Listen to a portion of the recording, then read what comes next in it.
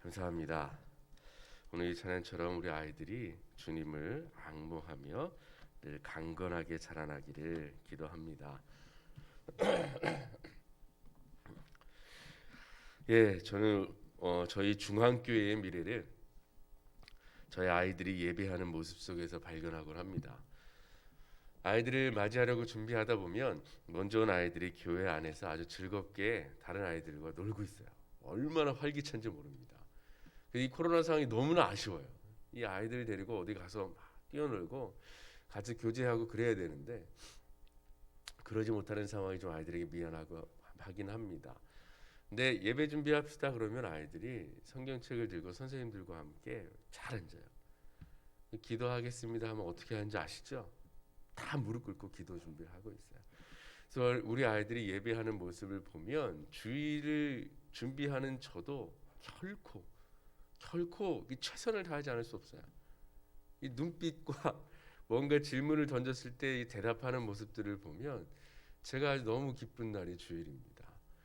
우리 중앙교회의 미래가 우리 아이들 덕분에 밝은 줄 믿습니다.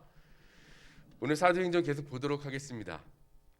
오늘 사도행전 9장을 먼저 보아야 하는데 우리 사울의 이야기니까 수요일 날 저희 청년부 설교할 때에 9장부터 해서 사울과 바울의 이야기를 쭉 이어가고요. 오늘은 10장의 베드로 이야기를 먼저 보도록 하겠습니다. 예수님의 제자들인 게 베드로는 상당히 호전적인 인물이었지요. 예수님과의 대화 속에서 그의 믿음의 고백이 얼마나 대단한지를 우리가 몇 군데에서 발견할 수 있는 그런 제자입니다. 근데 이 베드로가 오늘 어떤 일이 있었냐 하면 베드로 가운데에 이 속되다 하는 것과 깨끗하다 하는 것에 대한 구분이 있던 것을 보게 됩니다. 그런데 그것은 하나님께서 구약 성경에 이 하나님에서 선택하신 이스라엘 백성이 다른 이방 민족들과의 구분된 삶, 구별된 것을 속하지 않게, 섞이지 않게 하기 위해서 정해주신 것이었어요. 그러나 이제 오늘 이 말씀 이후에 이 이스라엘 백성들의 신약의 초대교회 사람들은 모세의 율법 속에 갇혀 있는 것이 아니라 하나님의 새로운 계획, 이제 이방 사람들을 향한 복음의 전파, 인종과 민족과 국가의 차별 없이 모든 사람들에게 복음이 전파되어 하나의 교회를 형성되어가는 그런 새로운 전환점을 맞이하는 순간임을 보게 됩니다. 베드로에게 환상이 있었어요. 그릇이 내려왔어요. 온갖 부정한 것이 다 들어있어요. 근데 하나님이 놀라운 말씀을 하세요. 잡아먹으라. 아니 먹지 말라고 하셨던 이 부정한 것들을 제가 어찌 먹을 수 있겠습니까? 라는 말로 대답을 하죠. 그때 아주 유명한 말씀을 하십니다. 보지요. 14절과 15절을 읽겠습니다. 시작. 베드로가 이르되 주여 그럴 수 없나이다. 속되고 깨끗하지 아니한 것을 내가 결코 먹지 아니하였나이다 한데 또 두 번째 소리가 있으되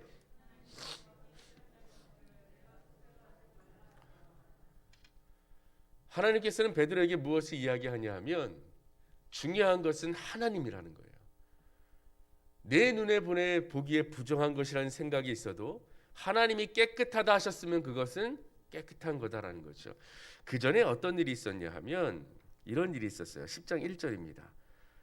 가이사랴에 고넬료라 하는 사람이 있으니 이달리아 부대라 하는 군대의 백부장이라라고 되어 있어요. 이 고넬료가 소개되는데요. 고넬료는 유대인의 중대장 정도 되는 급의 사람입니다. 근데 그 사람이 이 시대에는 자신의 정치와 어떤 성공에 도움이 되는 종교들은 다 받아들였어요. 이 고넬료는 그렇게 목적이 있어서 하나님을 믿는 사람이 아니라 보면 이렇게 되어 있어요. 2절입니다. 그가 경건하여 온 집안과 더불어 하나님을 경외하며 백성을 많이 구제하고 항상 하나님께 기도하던 자가 바로 고넬료였어요. 이 고넬료에게 환상이 있어서 베드로를 청하여 오라 라는 환상이 있었어요. 그리고 나서 베드로에게 어떤 환상이 있었냐면 속된 것과 부정한 것의 구별은 하나님께 있다 라는 환상이 있었죠. 그리고 그 환상에 대해서 베드로가 의아해 할 때 고넬료가 보낸 사람이 베드로의 집에 도착해요. 그리고 베드로와 함께 고넬료 보낸 사람이 갑니다. 23절입니다. 베드로가 불러들여 유숙하게 하니라. 이튿날 일어나 그들과 함께 갈새 요바에서 온 어떤 형제들도 함께 가니라. 이튿날 가이사랴에 들어가는 고넬료가 그의 친척과 가까운 친구들을 모아 기다리더니라고 되어 있어요. 그런데 여기에서 베드로가 어떤 말을 하냐 하면 28절을 읽어보겠습니다. 읽겠습니다. 시작. 이르되 유대인으로서 이방인과 교제하며 가까이 하는 것이 하나님께서 내게 지시하사 아무도 속되려 하거나 깨끗하지 않다 하지 말라 하시기로. 이제 베드로가 어떤 생각을 가지고 있었는지 보이시죠? 베드로도 위법이라는 것이 자신들이 갖고 있는 것들을 알고 있었어요. 이 음식의 규정의 법이, 정결의 법이 사람을 구분짓는 법으로 이들이 오해하고 있는 모습을 보게 됩니다. 누구는 믿고 누구는 안 믿고, 누구는 선택받고 누구는 선택받지 못했고, 그 중에 한 명이 사마리아 사람들이었죠. 보시면 이렇게 돼 있어요. 유대인으로서 이방인과 교제하며 가까이 하는 것은 위법입니다. 그럴 수가 없었어요. 근데 하나님이 이 법을 깨뜨리신 겁니다. 너희도 알거니와 하나님께서 내게 지시하사 아무도 속되다 하거나 깨끗하지 않다 하지 말라 하시기로 온 거예요. 즉 이 이야기는 고넬료의 회심의 이야기로 제목이 달려 있지만 사실 더 들여다보면 이제 예수 그리스도의 교회 안에 부름받은 사람들의 정체성이 무엇인가에 대한 변화, 베드로 자체도 변화하고 그 변화한 사람들이 이방인에게 복음을 전파했을 때 어떤 일이 벌어지는가를 우리에게 알려주는 겁니다. 그럼 이 이야기가 오늘날 교회 안에 어떻게 적용되어질까요? 우리 아이들도 똑같습니다.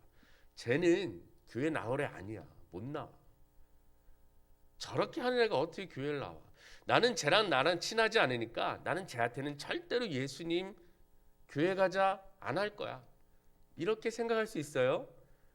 여러분도 그럴 수 있습니다. 여러분 주변에 여러분의 직장 동료나 여러분의 가까운 이웃들 중에 저 사람이 어떻게 교회 나올 수 있을까? 라고 하며 생각할 수 있어요. 이렇게 생각할 수 있습니다. 저 사람이 교회 나오면 이 교회 안에 문제가 발생할 거야. 어떻게 켜온 교회인데 이렇게 생각할 수도 있습니다. 그러나 사도행전의 이야기에는 이제 초대교회 공동체 함께 모여 오로지 기도에 힘쓰고 떡을 떼며 교제하며 자신의 소유를 팔아 서로 나누어 가난한 자가 없던 이 공동체 안에 이제 새로운 사람들이 들어오기 시작했습니다. 유대인의 법상 위법자들, 가까이 하면 안 되는 자들, 정결하지 않고 부정하다 하던 자들에게 하나님께서 그들의 제자들을 보내기 시작하셨습니다. 그래야 예수 그리스도의 즐거운 복음, 기쁜 소식을 전하게 하셨습니다. 그랬더니 어떤 일이 벌어지냐 하면 44절입니다.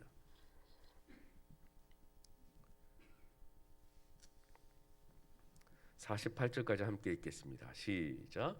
베드로가 이 말을 할 때에 성령이 말씀 듣는 모든 사람에게 내려오시니 베드로와 함께 온 할례 받은 신자들이 이방인들에게도 성령 부어 주심으로 말미암아 놀라니 이는 방언을 말하며 하나님을 높임을 들음이로라.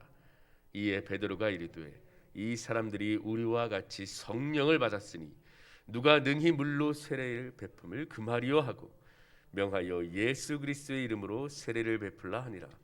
그들이 베드로에게 며칠 더 머물기를 청하니라. 아멘. 하나님의 은혜는 모든 사람에게 열려 있습니다. 이 모든 사람에게 열려 있는 복음을 우리는 알고 있습니다. 그 누구에게도 열려 있는 복음이라 하면서 우리는 왜 사람을 정해놓고 전할까요? 문제는 저희에게 있는 것입니다. 우리의 생각의 경계를 허물고 모든 사람에게 차별 없이 전해져야 하는 복음을 그렇게 그대로 전해야 하는 것입니다. 하나님을 찾기를, 하나님을 알기를, 하나님을 믿는 신자들과 함께 신앙생활을 하기를 원하는 사람들도 있어요. 하나님께서는 그런 사람들을 준비시킵니다. 고넬료와 같이 개인적인 믿음 가운데 부족한 것이 있었어요. 바로 진정한 믿음, 그 가르침, 신앙인들과 함께하는 초대교회 공동체 안에 들어오는 그 신앙 공동체의 생활, 그것이 고넬료에게는 필요했습니다. 그것을 위하여 하나님은 제자를 보내시죠. 이 제자를 통하여 고넬료와 그들과 함께한 사람들을 구원하였지만 또한 교회 가운데의 역사적인 한옥의 순간은 베드로와 같이 이방인은 속되다, 이방인과 같이 있고 같이 식사하는 것은 위법이다 생각하던 초대 공동체의 제자들에게도 그 생각을 허무는 계기가 되었다라는 겁니다. 그리하여 이제 사울이라는 이 하나님을 믿는 사람들을 잡아 감옥에 가두고 죽이던 그 일에 앞장서던 사울까지도 하나님은 제자로 삼으십니다. 만나 주십니다. 사도라는 이름의 반열에 이 사울을 바울이라는 이름으로 올려놓으십니다. 이 교회 공동체가 어땠을까요? 자신들을 잡아가두던 자가 자신들이 믿던 예수 그리스도의 이름을 같이 전하는 사람이 되었다는 것 자체가 이들에게 어떤 마음으로 다가왔겠습니까? 그러나 그들은 하나님의 이 말씀을 다시 곱씹어 보아야 합니다. 14절입니다. 베드로가 이르되 주여 그럴 수 없나이다. 속되고 깨끗하지 아니한 것을 내가 결코 먹지 아니하였나이다. 주님, 그럴 수 없습니다. 어떻게 제가 저 사람에게, 주님, 저는 그럴 수 없습니다. 어떻게 저런 사람들에게, 그런 마음을 품고 있는 오늘날의 우리 교회, 한국 교회에 하나님께서 이렇게 말씀하시는지도 모르겠습니다. 15절 함께 읽겠습니다. 시작.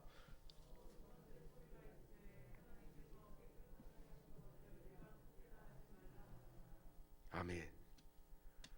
하나님께서 깨끗하다 하신 것, 그것을 속되다 하는 우리의 모습이 있지 않은지를 돌아보는 겁니다.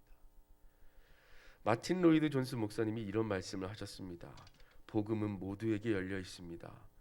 가장 악한 죄인이라고 해서 권리가 없고 가장 존경받는 죄인이라고 해서 더 많은 권리가 있는 것이 아닙니다. 우리 모두 주님 앞에 죄인입니다. 교회에 다니고 있는 용서받은 죄인이라고 해서 더 많은 권리가 있는 것이 아닙니다. 하나님을 모르고 죄악을 저지르고 있는 저 죄인이라고 해서 권리가 없는 것이 아닙니다. 복음은 모두에게 열려 있습니다. 그래서 어제 우리 아이들도 기쁜 소식을 친구와 가족들에게 전하자고 배웠습니다.